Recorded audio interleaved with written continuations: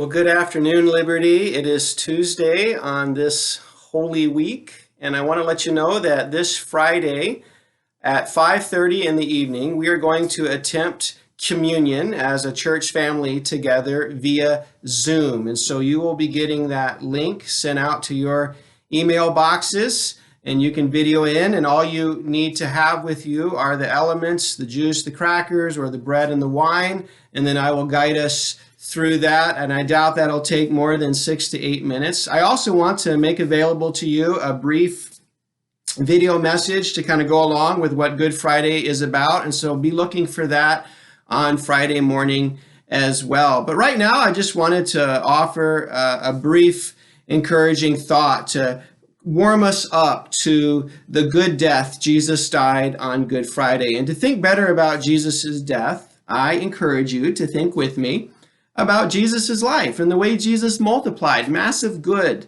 with his life. Jesus fed the hungry. Jesus raised the dead. Jesus expelled evil spirits from demonically oppressed people. Jesus opened blind eyes, opened deaf ears. He made the mute to speak and the lame to walk, and he taught as no one had ever taught before. I mean, if there was anyone who ever multiplied massive, obvious, visible good, it was the life of Jesus.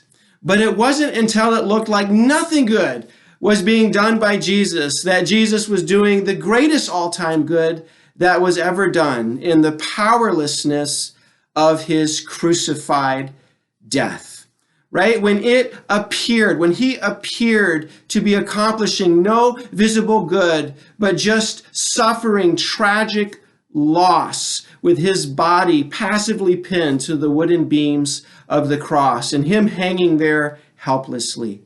That was the moment of all moments that he was winning salvation for us all.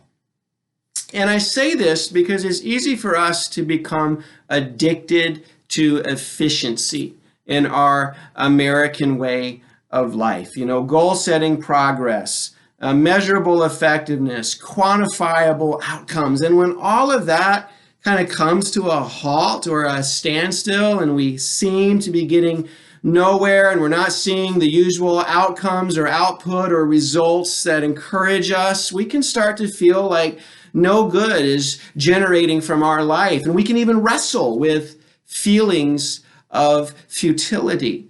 But these are the times when God can be winning some of the biggest battles in our life. These are the times when God can be laying a foundation for future fruitfulness that cannot happen otherwise.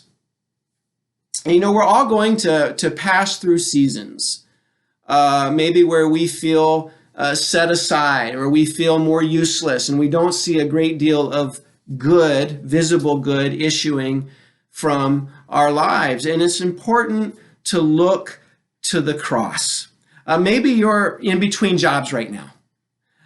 Maybe you have been sent home from school and your education is just treading water right now. Perhaps your athletic season just got nuked by coronavirus lockdown. You could be that person that's caring for a difficult aging parent right now, and you've just had to put a lot of your own dreams and goals and desires on hold. Perhaps you're bedbound or homebound with an illness or an injury, long in recovery. Maybe you're that business owner that's watching your profit margin shrink, and you're laying off lots of employees, and you don't even know if your business is going to make it through this pandemic. Let's look to the cross, because when it looks like Jesus was doing nothing, Jesus was doing everything. And when it looked like nothing good was getting done, the greatest all-time good was being done. And this is what faith is for. The eyes of faith behold a God who engineers his own victorious outcomes in the most unvictorious times. And so as you weather this pandemic and the impact that this pandemic is having on you, lay hold of this truth, and may the peace of Jesus be yours in abundance.